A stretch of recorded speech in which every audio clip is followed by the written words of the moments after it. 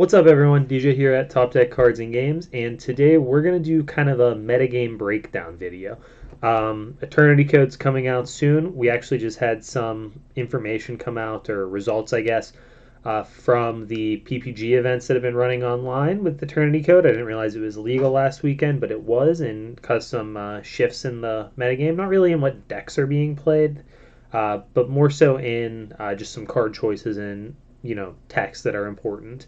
I also have some information here from Ready for Duel. They're sourced on their Yugioh just based on dueling book win rates. So you can see that we're still seeing pretty much the same metagame online that we've seen for a while now.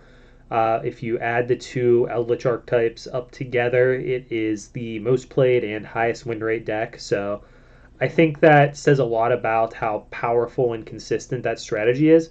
But it also says a lot about I don't want to say ease, but it's playing standard Yu-Gi-Oh, which means a lot more people are able to pick that deck up and play it and have reasonable results.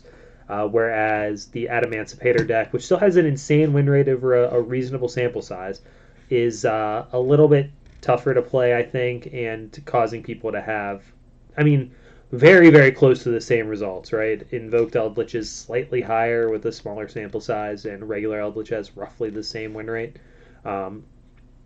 After those two, you see a couple other decks on the screen. Salamangreat is still super played. That's kind of just a holdover of it being a deck that's been around for forever. It's not an exciting deck to play. It's not especially strong in the meta right now, and it hasn't really added anything even. But it is a deck that people are familiar with, and it's maintaining a 50% win rate, 53%.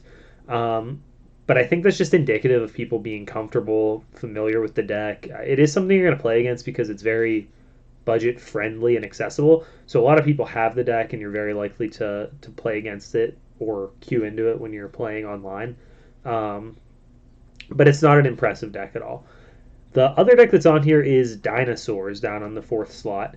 I think Dinosaurs are actually pretty well positioned. It's a deck that goes second pretty well. It's got some interesting interaction points against the top decks right now, and it's just really powerful. It picks up some new tools in Eternity Code, and I think that's definitely a deck to pay attention to. So some interesting information here. I find it odd that Salamangreat is seeing so much play still, but I don't know what else you're really supposed to play, I guess, right at the moment.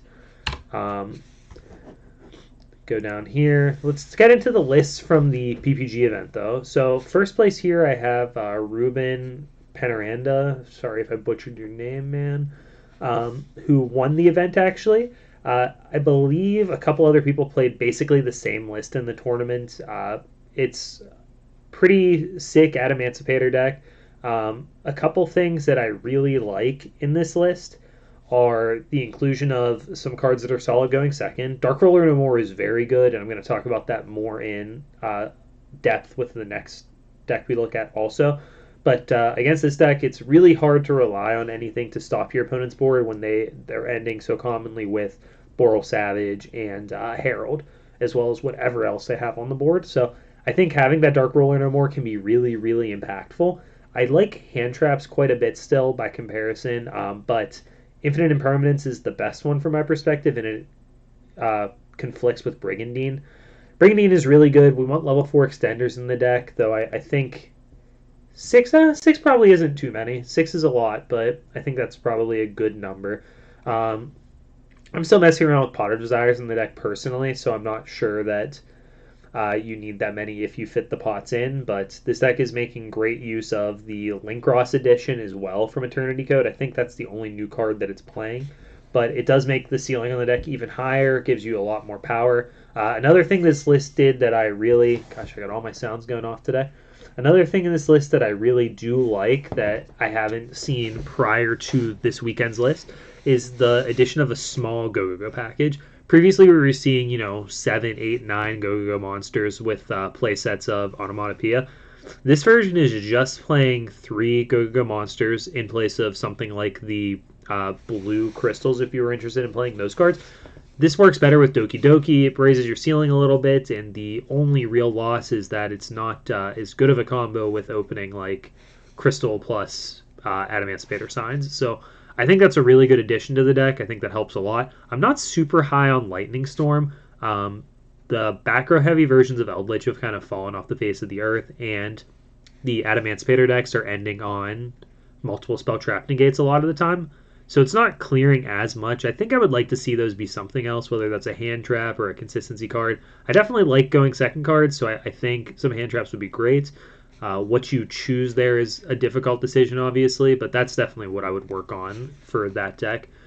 In the side, something that I had discounted myself originally is a Pointer of the Red Lotus. I had, when I just posted my Advanced Spitter deck, I thought, well, the artifact engine can really help going first. And then I consider, well, Solemn Judgment is really good going first. I think a Pointer is actually the right card.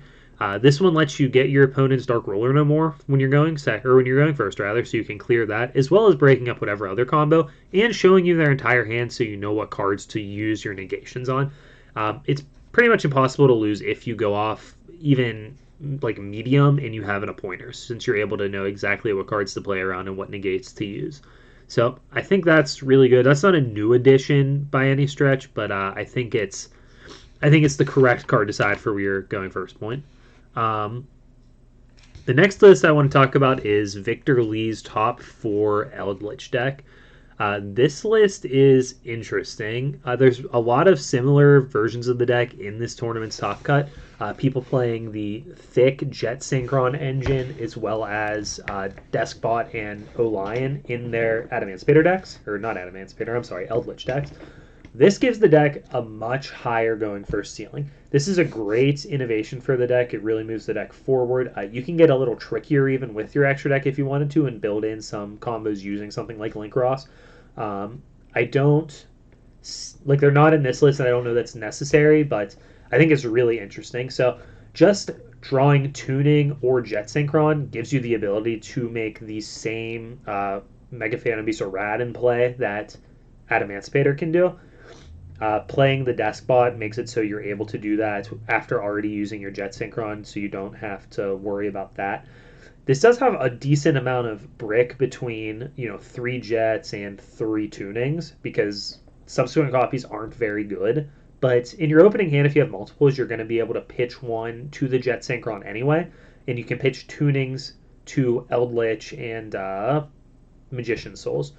So you're able to use those cards functionally still.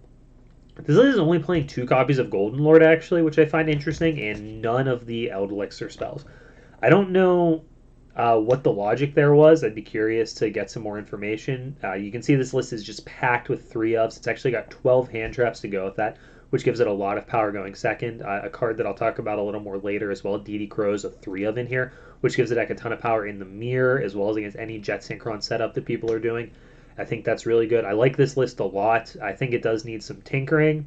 Possibly not full sets of both of the Haquero and Conquistador, but I think that this is an awesome list and definitely a deck that's going to be a competitor going forward. There were 3 decks represented in the top 8 of this tournament. We had Adamancipator, Eldritch, and then 2 copies of Madolche in the top 8. I don't think this is indicative of the deck being good at all. I think this is one of those things that just kind of happened. It was a reasonably sized field. I don't think there were too many Madolche players in the tournament, but I do think this is really interesting. This deck has a lot of the things that I talked about being positives for that first Adamancipator deck going for it as well. It's got a bunch of good going second cards and 2 Dark Roller No Mores, 2 Super Polys, and then a full play set of Lightning Storms. I don't think that these are extremely well positioned against the other decks that made top 8 of this tournament, just because people are kind of prepared for it. I would have liked to see the 3rd Dark Roller over maybe one of the Lightning Storms or something.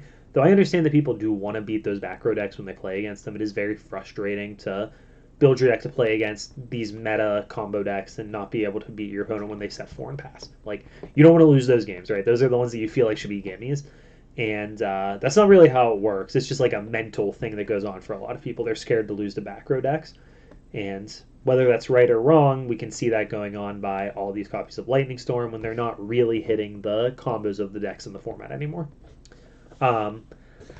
This deck has an interesting set of traps, too. So with that pile of going second cards, it also has an artifact engine with triple Sanctum and a Scythe in there, as well as some Solemn Judgments.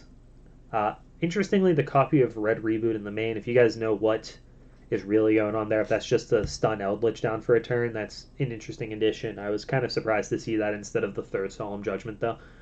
I don't really have a ton to say about this deck. I just thought it was really interesting that 2 copies made top 8. The other copy or version of the deck was very different from this one, too. There wasn't a ton of overlap other than playing Madolche cards. Oops. Next up, we've got Dinosaurs. Dinosaurs is a deck I already talked about. They got the new card. I can't remember the name of this guy, but our boy up in the top here, the Lizard, that gives us another way to trigger all of our babies. This deck also is a Dark Roller No More deck. You can go second, play that, play Ultimate Conductor Tyranno, and destroy your opponent's board. You get a decent amount of power out of your Needle Fiber still. It's not as accessible as it is in some of the other decks. Maybe we should actually update the extra to play a little bit better with it, but it definitely does a lot in here still. You have your Jet Synchron as well as your O-Line to make some plays. I think it's really strong, really good thing to have in there. And one thing I noticed with this list compared to old Dinosaur lists is that they're not playing cards like Lightning Storm. The only going second card they really have is the Dark Roller No More. The choice to play Triple Called by the Grave, I think, is actually kind of interesting since we're seeing a pretty stark drop-off in traditional hand traps. I'm seeing a decent bit of impermanence from decks. Almost every Eldritch deck plays the impermanences. Some of them play other hand traps, but not a ton. I think I would like to see those Called by the Graves change to something else, and just some more tuning done on the deck. I think this is really a cool deck, but there's some room to play still. No terraforming seems like an interesting decision. I don't know what that means when you're playing your diagram in 3 Lost Worlds. That just seems wrong, but definitely an awesome deck. I think this has a lot of legs and could be a powerful anti-meta option and could be tweaked a little bit to have a little more power going second or even built to go first a little more. Finally, I just want to talk about DD Crow. DD Crow is just awesome right now. If we go look at those decks, it hits stuff in every single archetype. So against Eldritch, whether it's removing, you can remove Eldritch, you can remove a Spell or Trap if you don't want your opponent to get a search off. Against Adamanticators, it hits signs every time. They play Monster Reborn, the Block Dragon's getting put in their graveyard. DD Crow is just really, really well positioned right now. I don't know that it's my second favorite hand trap after Impermanence, but it's high up there. Ash Blossom is also really good since it's able to stop Needle Fiber, and pretty much every deck has turned into a... God, I'm still calling it Needle Fiber, guys. Call me out on that. Make sure I switch that. I need to switch to Halka Fibrax, but Ash hits that. Crow doesn't. Crow can stop those combos from happening, though, if your opponent is relying on their Deskbot in their graveyard or Jet Synchron. So Crow does a ton right now, as well as Dark Roller No More. I think both those cards are really, really useful for going second and keeping your opponent off of having their, Mondo boards that these decks are trying to set up right now. I think those are cards, if I was able to play 9 defensive going second cards, I would love to have Ash/Crow, Impermanence if I'm not playing Brigandine and Dark Roller No More in my decks. Because that gives you a lot of options for stopping the different ways that decks are trying to go off, and you can interact on a lot of interesting axes. So I think those are really good cards to be playing. The last thing I want to talk about is just if I were playing in an event this weekend.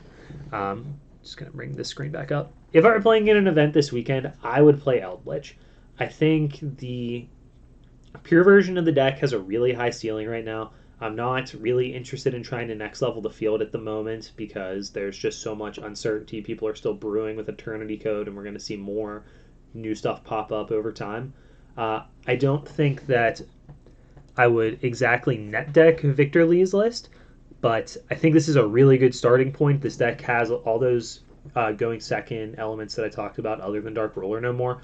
I don't think Eldritch in particular needs to play Triple Dark Roller just because it's more of an interactive deck already. I think this deck has 12 hand traps, so you should be able to stop a decent bit of what your opponent is doing to set up on you, and I think that's really, really important. So I would play, I don't want to call it pure Eldritch, but the more combo-based, Needle Fiber-based Eldritch deck.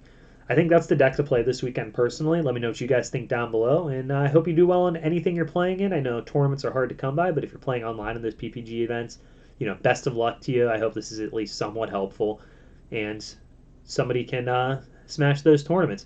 thanks a ton to Ready for Duel for posting all these. I know they're available on PPG sites too, but all the information was really helpful, and I do appreciate it. Have a good one, guys.